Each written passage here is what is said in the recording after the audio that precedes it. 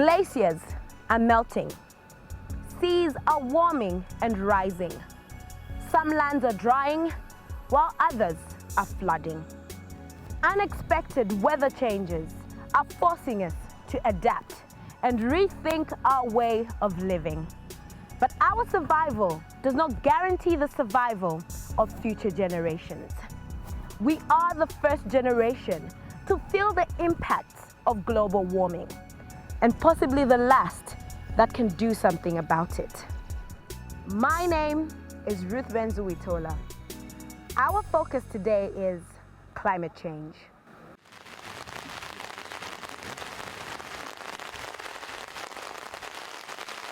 Climate change is one of the greatest challenges humanity is facing. It is predicted to become the biggest single driver of biodiversity loss over the next 50 years. Often, climate change and global warming are used interchangeably, but it is important to note that they are not the same thing. Global warming, it's a term used when the average temperatures over a certain period of time, there is an increase. Climate change, you're talking about the average changes in the various climatic factors, such as rainfall, they're talking about in terms of wind, temperature. So like in Africa or southern part, we say we have got a tropical climate, meaning that over the years, you have got a certain type of weather that is consistent. There may be a bit of changes here and there in daily, let's say rainfall patterns. It may have started maybe in October or maybe in November. But in terms of the climate, what we say that average, you say that your rainfall maybe starts in October. But over time, this may be changed. Maybe after 20 years or 30 years, you'll find there's a shift in the pattern. Now that shift in the pattern of climatic factors, that's what we call climate change. Most climate scientists agree that the main cause of current global warming trend is human expansion of the greenhouse effect. This is the warming that results when the atmosphere traps heat radiating from the Earth towards space. The non-human causes of climate change are obvious things that are attributed to certain natural factors. I think you have heard about glacier melting, but when we talk about anthropogenic changes, which are human causes, the major causes, one of them is certain gases that are emitted into the atmosphere, such as carbon dioxide, methane. So when these are released into the atmosphere, they form the umbrella, and that's what we call them. That's why we call them greenhouse gases. Now these, they change the concentration levels in such a way that as it acts like an umbrella, the light or ultraviolet rays may not escape. So it starts revolving within the atmosphere, therefore warming it or maybe cooling it, depending on the way it is. So what are the causes of these greenhouse gases to be emitted? For instance, in Zambia, most of our vehicles are second-hand. I mean, as you drive, burning the fossil fuel there, you are emitting these gases.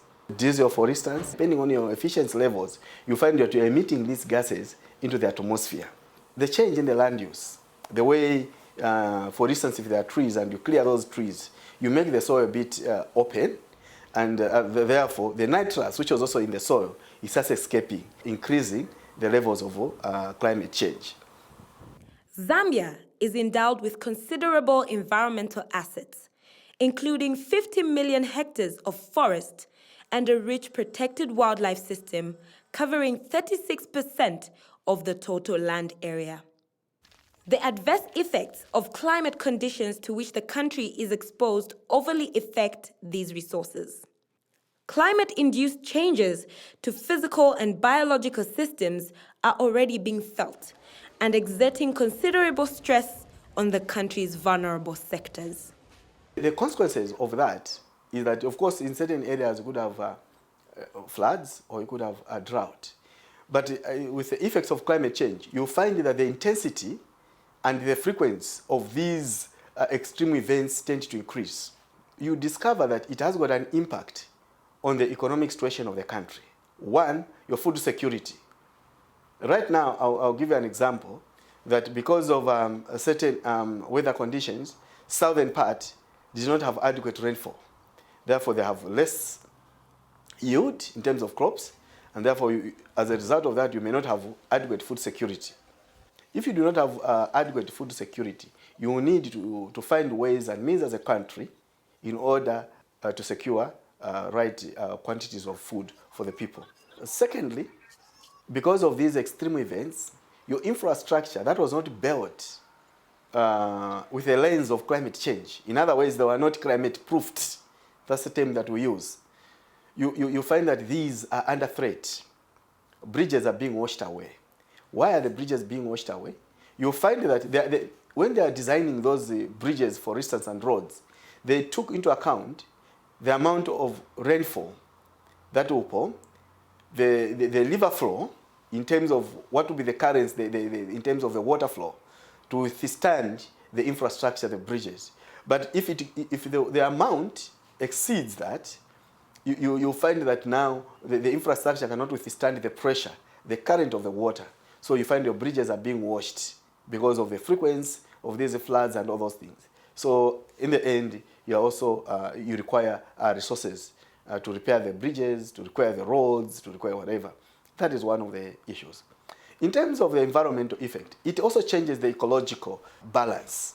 Now, the importance of ecological balance is that the system itself, we are part and parcel of this system in order for us to sustainably live. So once you have got a problem with your environment, you tend to have little or reduced cleaning capacity of your environment. Your animals, you'll find that if you don't have adequate water in these national parks or game management areas, the wildlife also want to find places where you can get your water. As a result of that, you increase the human-animal conflict. The agriculture sector provides livelihoods to 60% of Zambians and is dominated by small-scale farmers, most of whom are estimated to live in poverty.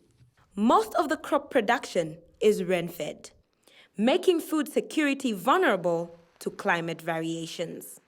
You have inadequate rainfall due to drought, or you have too much of it and therefore flooding. From there, it means you have impact on the agricultural sector. The growing season is reduced because crops are not receiving adequate rainfall, and so the immediate impacts would be reduced harvests. I think if you have heard just this year, the Ministry of Agriculture has indicated that we are going to have a reduction in the crop yields by 16%. The other one you can think of is water itself. When you have inadequate water, it means the availability of water both for domestic use and even for industrial purposes is reduced. If you talk of industrial purposes, what comes to mind immediately is energy generation. You know that our energy is largely generated by hydropower based. A few years ago, we had a lot of load shedding. That was directly as a result of reduction in water in our dams, and that is one of the immediate impacts of climate change. Dealing with climate change requires that interventions and policies are put in place to address environmental risks and enhance our adaptive capacities as a nation. The government has come up with what we call the National Policy on Climate Change. Now, this policy outlines different levels of institutional framework. It starts at a higher level where there's a council of ministers, which is being chaired by the office of the vice president. Under that, there's a committee of permanent secretaries, chaired by the permanent secretary in the Ministry of National Planning. And then you have the technical committee. It has outlined the Ministry of Lands and Natural Resources as an implementing ministry with regard to issues of climate change, whilst the Ministry of National Planning is in charge of coordination, and the Ministry of Finance in charge of resource mobilization. Now, ZEMA sits in this technical committee under the Ministry of Lands. The responsibility of ZEMA is to ensure that it is able to provide information in terms of, one, the sources of emissions that are contributing to climate change, the sources that are trying to mitigate the effects of climate change, the processes that we undergo to help in reducing the concentration of these greenhouse gases. We also report on the adaptation. Now, adaptation is a process, the processes in which we are trying to cope with the effects of climate change.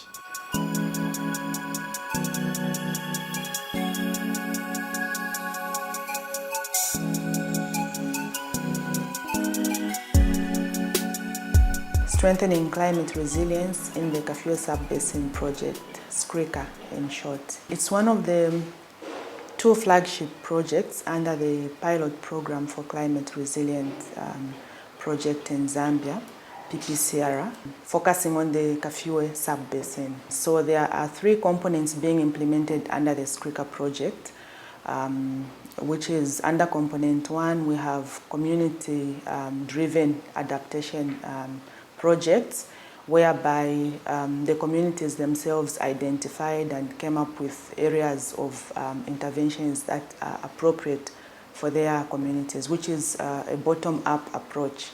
And so there we are implementing various community projects which are bordering on provision of access to water through solar-powered boreholes in these rural communities. Others would go for maybe goat rearing, where we support them with improved goat housing structures, which go with a hand pump, as well as the drinking trough and such interventions. Others would go for chicken run, piggery, and such kind of activities. So under component 1 also there's also support to the institutions in terms of climate mainstreaming in development plans at district level, going upwards, feeding into the National Development Plan. So the participating districts have been supported, trained, and currently they are mainstreaming their development plans. And this is facilitated through NGOs who implement mobilizing the communities on the ground. So that's the brief overview of component 1. Then there's component 2, which looks at improving infrastructure in terms of climate proofing. And under component 2, we have a huge project on the road, Climate Resilient Road, which is a pilot project to see how we can start climate proofing our roads as well, rural feeder roads, in the face of climate change, especially in such floodplains which are prone to floods. And then component 3, of course, is project management and administration, which includes our implementation unit, project implementation unit, finance management, procurement support, and the management aspect. As you know, climate change is impacting a number of sectors, and Zambia is impacting the agriculture sector, it's impacting the water sector, and it's also impacting the wildlife sector. And without community engagement to understand what's going on when they have floods, when they have droughts, they would not have the understanding, the knowledge, and the capability to adapt to the changing climate. So what we do at WWF, we actually work with 4,000 farmers in Kopa and Chudaponde chiefdoms of the Bangoulo area, as well as Nsesheke and Sioma and Serenji as well, to empower farmers with conservation agriculture techniques. So basically, we've supported the development of an extension network that's providing them with technical knowledge in terms of how they can adapt their agriculture production to the changing climate. We also facilitate drought-resistant crops that they actually grow. We also have supported them to produce certified seeds, which they're now moving to commercialization that can work within the changed climatic conditions. What we're hoping to do in the future is that these areas we're working in Zambia could also support other areas affected by climate change. So without community engagement in environmental programs, they would not know what to do with climate change. Communities are very important players in addressing climate change because the impacts that we've discussed above are not happening in these offices or in the conference rooms that we normally discuss these issues, but it's on the ground, on the communities, and particularly the rural communities. And so it is only when you make awareness and sensitization broad-based so that the information gets to the communities and you tell them how they need to respond that they'll be able to play a role. So the communities can contribute by changing their consumption patterns. Paper that we use is made, from tree barks.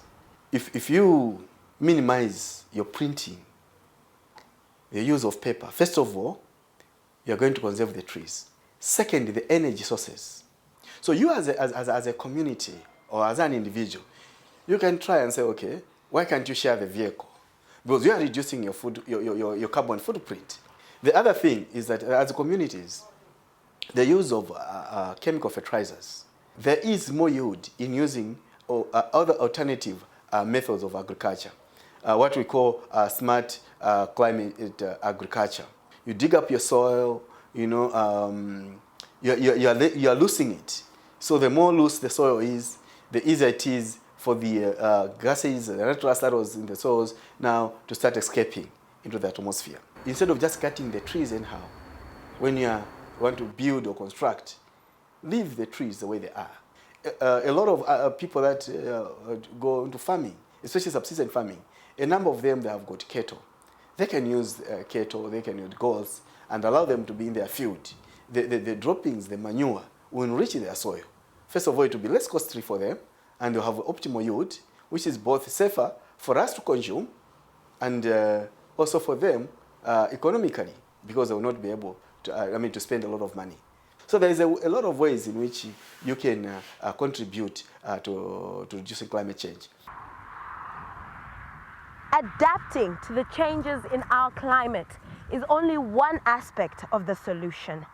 Trying to stop or at least roll back the impacts of climate change is vital for future generations. This can be done by stopping deforestation, cutting less trees and planting more trees, as they help reduce the amount of carbon dioxide in the atmosphere. Reducing methane emissions by adopting better methods of waste disposal, such as recycling and moving away from landfill method. Using clean renewable energy, solar, hydropower, wind power, and geothermal, as nearly 40% of carbon dioxide pollution comes from burning of fossil fuels. Reducing transportation emissions by using public transport to reduce the number of vehicles on our roads, riding bikes, and importing electric hybrid vehicles. Eating less meat and buying local organic foods.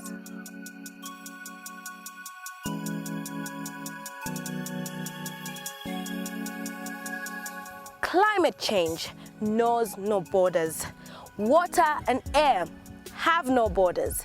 We have one earth and one atmosphere, and it is each and everyone's responsibility to protect it. This has been Our Environment, Our Future. Join us again on the next episode. I have been your presenter, Ruth Benzuwitola. See you next time.